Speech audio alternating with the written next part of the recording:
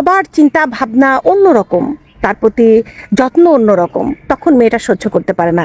নিজের প্রতি অযত্ন একটা মেয়ে সহ্য করতে পারলেও বাচ্চার প্রতি অযত্ন কিন্তু সে সহ্য করতে পারে না। আপনি যতক্ষণ বাসায় থাকবেন ততক্ষণ দেখা যাচ্ছে আপনার পরিবারের সদস্য রূপ এক, কিন্তু আপনি বাসায় কতক্ষণ থাকেন? আপনি তো চাকরি করেন বা ব্যবসা করেন, বেশিরভাগ টাইমেই বাইরে থাকেন। বাইরে থাকা অবস্থায় যে ঘটনাগুলো ঘটে সেগুলো যখন আপনার স্ত্রী আপনাকে বলে, আপনি কি সব বিশ্বাস করবেন? করবেন না তো। কারণ আপনার মা কি মিথ্যা কথা বলবে? আপনার বোন কি মিথ্যা কথা বলবে? বাংলাদেশে আরেকটা উদাহরণ দিই, বাংলাদেশে এমন অনেক মেয়ে আছে, দেখেন শুধু গরিব ঘরের মেয়েরাই যে শ্বশুর বাড়িতে যৌথ ফ্যামিলিতে যে প্রবলেমে পড়ে তা কিন্তু না। মধ্যবিত্ত বলেন, উচ্চ মধ্যবিত্ত বলেন, বড় লোক বলেন, সব ধরনের মেয়েরাই সমস্যায় পড়ে। বিয়ে হয়ে আসার পর দেখবেন একটা মেয়ে, আমি এমনও দেখেছি, ভাত খেতে বসেছে, তার প্লেটের দিকে খেয়াল করা হচ্ছে, এবং আত্মীয় স্বজন পাড়া প্রতিবেশীকে ফোন করে বা এমনিও এই কথা বলা হয়, এতগুলো করে ভাত খায়, প্লেট উঁচা হয়ে যায়, মনে হয় পাহাড় পর্বত, এতগুলো ভাত নেয়, তার উপর দাঁড়ালে ওই গ্রামীণ ফোনের আইফেল টাওয়ার দেখা যাবে। এই ধরনের কথাবার্তা কিন্তু বাড়ির বউকে বলা হয়। আপনি তো সব কিছু জানেন না স্বামী হিসেবে, তখন একটা মেয়ের মন নষ্ট হয়ে যায়। তো যেটা বলছিলাম, তো বাচ্চা হওয়ার পর মেয়েরা কিন্তু এই ধরনের সমস্যায় যৌথ ফ্যামিলিতে পড়ে থাকে। এখন অনেকেই বলতে পারে যে শুধু খাওয়ার জন্য চলে গেল, তা কিন্তু না। একটা ছেলে যখন নিজের পরিবার বাদ দিয়ে একটা বউ নিয়ে আলাদা হয়ে যায়, তাকে কিন্তু পরিবারকেও খরচ দিতে হয় আলাদা করে।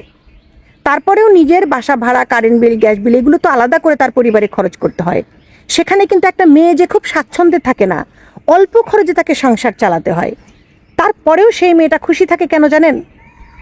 আলু ভর্তা দিয়েও যদি সে এক প্লেট ভাত খায়, ঠিক আছে, মানে আলু ভর্তা দিয়েও যদি সে এক প্লেট ভাত খায়, 3 বেলা যদি সে ডাল দিয়েও ভাত খায়, তার খাবারটা চোখ দেওয়ার কেউ নাই, দেখার কেউ নাই, নজর দেওয়ার কেউ নাই, কতগুলো ভাত খাইলো, বা সে অল্প খেলেও সে তৃপ্তি নিয়ে খায়।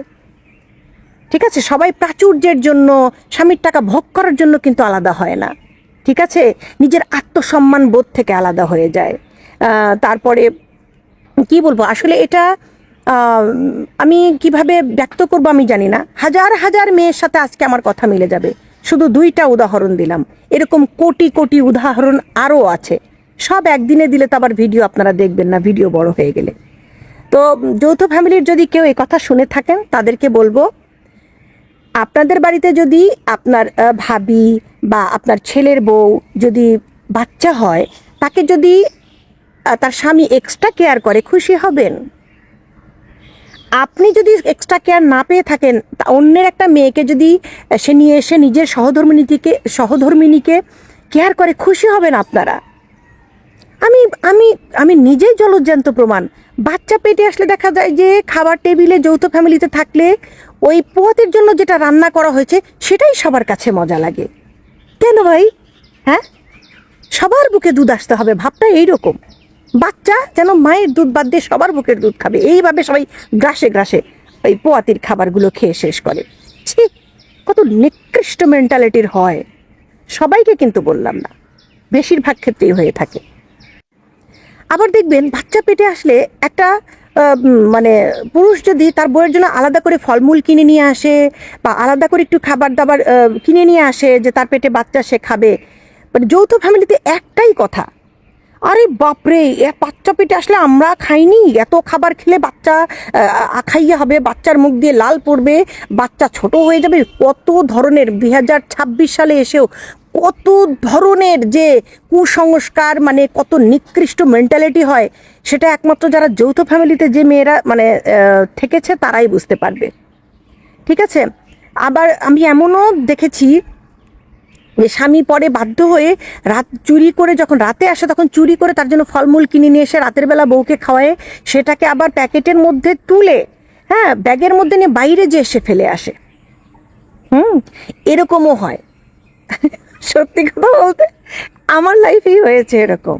ঠিক আছে, তো কি আর বলবো, এতটুকুই বলার ছিল।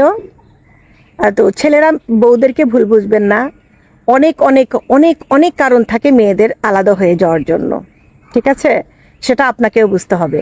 আলাদা থেকে যদি সম্পর্ক ভালো থাকে, স্বামী স্ত্রীর রিলেশন ভালো থাকে, তাহলে আলাদা হয়ে যান।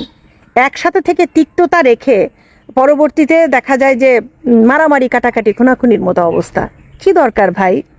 আপনি যদি দুইটা এক জায়গায় রেখে ব্যালেন্স না করতে পারেন, দুজনকে দুই জায়গায় রেখে ব্যালেন্স করেন, কোনো সমস্যা নেই। আশা করি বুঝতে পেরেছেন।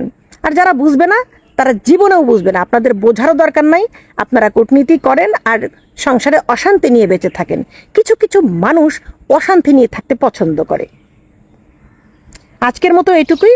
অন্যদিন আবার এই যৌথ ফ্যামিলির কিছু মানুষকে বাঁশ দেওয়ার জন্য আমি চলে আসবো তোমাদের নকশিকন্যা।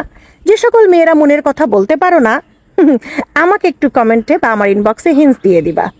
তোমাদের হয়ে আমি বলে দেব, ঠিক আছে? কাজ হোক না হোক প্রতিবাদ করাটা জরুরি, ঠিক আছে?